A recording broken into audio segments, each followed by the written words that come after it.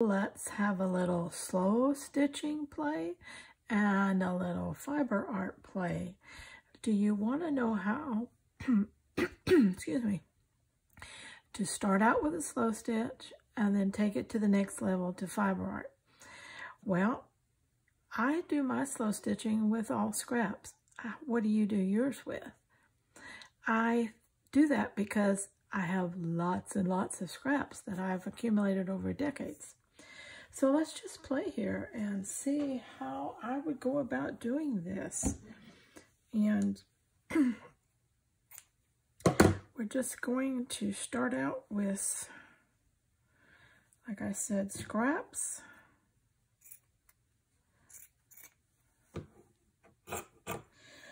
And give us a place to begin. And I'm just going to work out of this tub. I'm just going to force myself to use what is in here and see what happens. Oh, that's pretty cool. Let's lay that right there for a minute and see what else we got in here. I don't have very big pieces in here, so we're going to be scrounging for a little bit. Okay, got some green here, and we got a pretty blue. Let's do this little one with that blue. We got a blue. Put that underneath, see how that works. All right. That goes. Got a little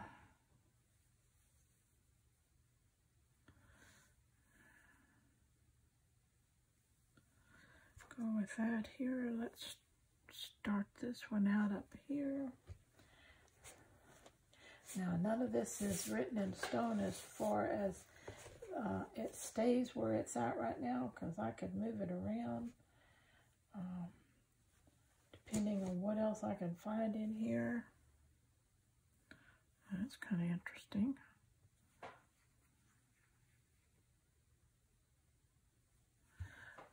Okay, let's see. Got some, still got this.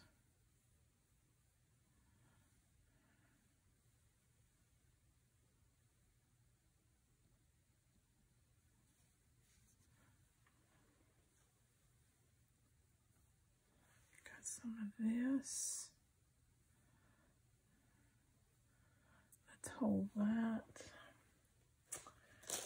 Okay, well, I have some fabric. Okay, that looks interesting. Let's put that on there. Come on, fabric. Where are you at? Okay. Have some, that's a big old piece of fabric. I think I'm going to cut that and use it.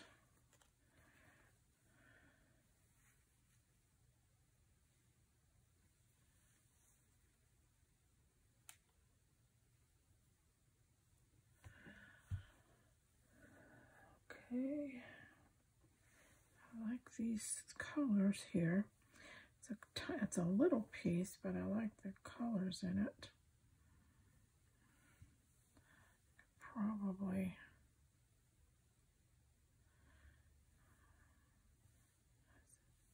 let's do it like that. And where would this one go?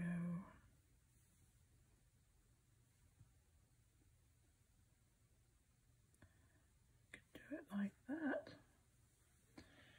Okay, what else we got here? Oh, that's kind of cool too. Let's get this one underneath. Put it on this corner. Okay, that one in there and that one in there. All right, what else we got? We got some more purple here. That might be a good contrast color under there.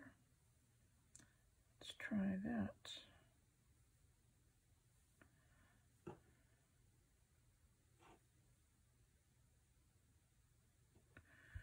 I like that pretty good. Let's see.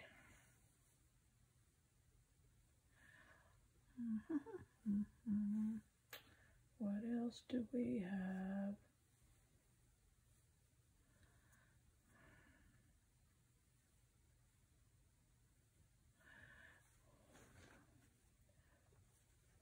Oh, that's an interesting piece.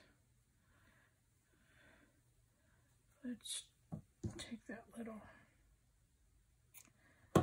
taggy end off. Let's use him. He almost covers that up, doesn't he? And look at this nice piece, but it's not quite wide enough, but it is down here. All right. This piece of gray came out of nowhere. Just put it right there. All right. And this piece of green, I think it needs to go up there. Okay. What else we got here?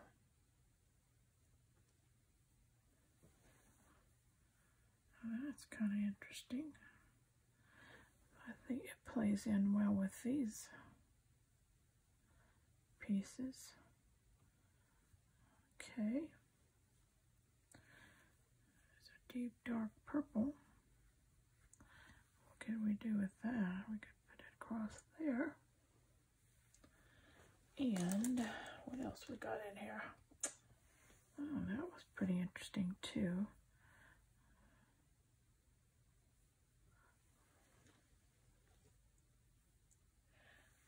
Okay, here's some little pieces that are kind of interesting. Okay, and how about this one across here?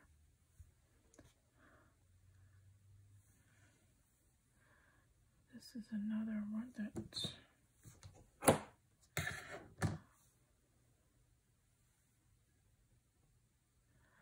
like that. Okay, let's see, what do we have here?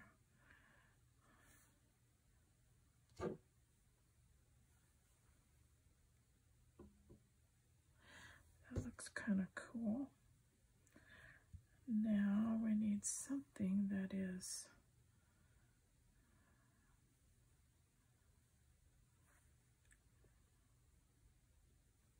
okay.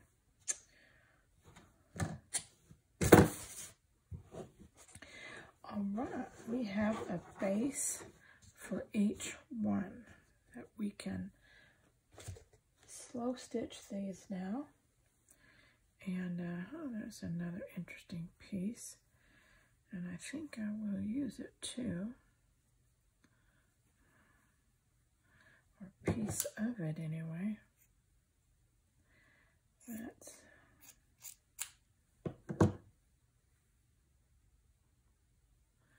break that up a little bit.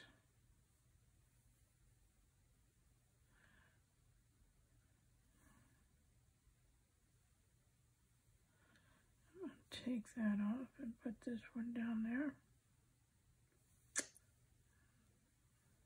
Move it over a little so it... All right, I'm going to call that a done deal. Okay, we quickly got our slow stitch bases on there. Okay, so I'm gonna just stitch these down, and then I will come back and we will begin to take a simple slow stitch piece and start elevating it. All right, hang on. Let's take a look at them after they've been stitched. Don't they look a lot different after they've been stitched and trimmed up? Isn't that pretty? I love the color play in that, and I'm so glad I put this little pop of purple in there. It just really does a good job. That's a nice little slow stitch piece. This one turned out so cute also, and the colors are playing really well together. It also turned out to be just a nice, simple little slow stitch piece. And look at this one. I'm not quite finished stitching this one. Just got to do this line down through here and this little piece here. And of course, I haven't done the outsides because that usually waits until I decide how I'm going to use the pieces. But this is together, and didn't those colors play well together? Just really looks good. Now the next piece also turned out very well, but I have begun the process of leveling it up to be a piece of fiber art. I have clustered some different fabrics on here with different textures and colors. It's a little bit of lace, a little bit of gauzy fabric, some rayon back here, some decorative yarn that I'm going to couch on. So far, that's where I've come on this piece, and I'm going to finish this one out, and then I will come back and show you what I did to finish this. Let me bring it up so you can see what's going on here. Okay. So as soon as I get this sewed, I'll be back. Hang in there. Well, I'm back, and I have finished this small little piece here. Let me, excuse me, bring it up a little for you so you can see. What I did was I just put a few pearl embellishments, a little circular crocheted piece, some little confetti cuts of yarn in here to finish it out. Couched down on my thread and sewed what I need to sew. Then I went around and just sewed the outer edges so they won't fray into that piece any. So I think it's adorable. It could be used in so many different things, in a larger fiber art piece, or perhaps it could make it the front of a needle case. It could be a pocket in a junk journal. It could be so many things. It's very small. In fact, let's see what it is. It's about 3 1/4 by about 4 1/2. And so it's just really doable for a lot of different projects. Okay, that's our first slow stitch to fiber art. Now we're going to be in our next video, we're going to be doing these 3 pieces, and we will be leveling them up to fiber art stage. Okay. All right. So be sure to be looking for that in the future. All right. Thank you so much for being with me. Until next time, let's stay scrap happy. Welcome, everyone. I have a fun project today that I think you'll enjoy. And I call this the Boyettes project. And let me tell you a little bit about what inspired it. In the United States where I live, hobos were people who were homeless. They weren't lazy. They would work. They traveled from place to place and did whatever jobs were available. Really, these people lived in a time of depression and bad economics, and there weren't a lot of opportunities. And maybe they were migrant workers, or well, for whatever reason, they just didn't settle down. Often they lived in alleyways, abandoned buildings out in the woods near train tracks or wherever. A lot of times they would gather in little groups or communities and kind of encourage each other. But as I said, they weren't lazy people. They weren't bums. They would work when work was available. But during this period of time when they were hobos, they were considered homeless and vagrants, or moving from place to place, not stationary. And they were usually very poor, meager means, and so their clothes were a lot of times torn and tattered, and they didn't have the best of anything. Well, a male was called a hobo, but when I did a little more research on it, I found out that the females that were doing the same thing were called Boyettes. And I thought that, I love that term. It really, it's a term derived from the French language, but I thought, well, the Boyette sounded really pretty, even though it wasn't a pretty situation. So anyway, I was making this journal, and I wanted it to be, it's not bohemian, but I wanted it to be more on the boho or Boyette side. So this is a journal that is inspired by the female Boyettes of that time. And this is my cover so far. Now what I'm going to do to finish it is I made what I call a Boyette patchwork. And that's what I'm going to finish this as my decoration on the front of this journal. Because this, from my own imagination, I imagine these females, they would probably not have more than 1 or 2 changes of clothes. And they would probably do a lot of patching to keep those clothes decent and as wearable as possible. So I thought, what can I do to mimic that? Well, I'll tell you what I started with. Let me take this off. I started with just a torn piece of linen, and I, sized it to be the approximate size that I needed to make a decoration with. And then in my Etsy shop, I sell pre-cut fabrics that make great snippet rolls and other things. They're just all kinds of fabrics that are cut in squares and little odd shapes, but just ready to do something with. And I thought, well, that'll make a perfect patchwork if I just use those. So that's what I did. And so what I did was I just started taking some of those and laying them on my piece of fabric with no particular pattern in mind, and not grabbing any specific piece, and just putting them down randomly and using them the way they came. As you can see, there's quite a good variety. And if I thought I need a little more coverage or breakup, I just throw one in on the side there. I'd do a whole row of that. Then I'd come back up at the top and I'd start another one across. I think there's 2 pieces there, yes.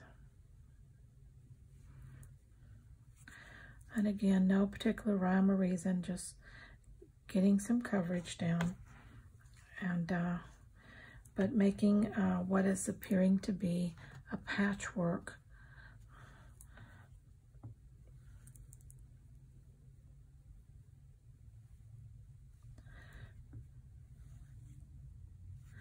You want to pretty much cover the underside, but all of the linen, but at the same time you can leave some edges showing, or even in between. The linen itself is pretty, so you can do it that way too. But as you can see, it's forming a patchwork. And so what I did then was I took it to my machine, and I just, roughly zigzag down some straight lines, or fairly straight, to attach these particular pieces here all the way down. You can't really see a lot of the stitching. You can see some more from the back, but I stitched them down, and then I turned it, and I did some just meandering stitch across to catch a little more of the edges, okay? And then I took some loose strings that I had and scattered them around. And then I thought, okay, this is a female boho. She needs a little bling. So what I did then was I took a little bit of this silver shiny gauzy fabric, and I chopped it up in little tiny pieces and sprinkled it over the top. So I have the strings and the little silver pieces, which you can see sprinkled over the top. I think maybe you can see the shine that they have there. Okay, and then again, I just came in and did a little meandering stitches around, and so that I could catch enough of that. Okay, I didn't try to catch everything I had on there. I just did what I thought was sufficient, and then I just turned it over and shook it out really good, and whatever stayed on was what I would go with. Now, some of these strings are long. That doesn't bother me, but if it bothers you, you could trim them up. This I love, you know, but if you don't like it, something like that on your piece, trim it off. And when you get through doing that, you'll have a piece that you can put on the front of a journal whenever the mood strikes you to do a Boyette journal with the female boho theme. And, you know, so many of our journals with the, when we use junk elements and junk mail and used things when in it, well, it already has that Boyette theme going on. And so making something specific or pretty that has a meaning to you will make it even more special. So now this piece will get attached to the front, and that will become my page decoration. I'm going to pull it down a little bit like that because I have a little patchwork going on up here, and let a little bit of this just hang over. Okay, but now that's my take on doing a hobo Boyette theme, and doing it with just scraps of linen, just scraps of fabric. Like I said, mine are pre-cut, and they're available in my Etsy shop, but if you've got a large stash of fabric scraps, we'll just start cutting up you some small squares so that you could put them together. You don't want big ones because that becomes a traditional patchwork look, which is more homestead style. You want little ones so you get a bunch of stuff on there, and then find something that has a little glitz or glitter to it, and put that on there if you want it to go more of a female feel to it, little blingy thing there. And then whatever else that you wanted to add to this would be fine. You could put charms on it, you could add some beading, you could add some florals, whatever. But I like it just like it is because I envisioned that this female hobo would do what she could to make her garments pretty, but she wouldn't have a lot to work with. So there wouldn't be extra stuff. There'd just be necessities. So anyway, I hope you enjoyed this, and I love designing, and I love thinking up themes for things that are unusual. Sometimes when you're reading, you just run across something and you think, oh, well, what can I do with that thought? And that's how it kind of worked with the hobo theme. And then it struck me, well, what they call female hobos, and that's why I researched that and looked that up. So this is a Boyette embellishment. So I hope you enjoy it, and I hope you make some Boyette embellishments of your own. Thank you for being with me, and have a great creative day.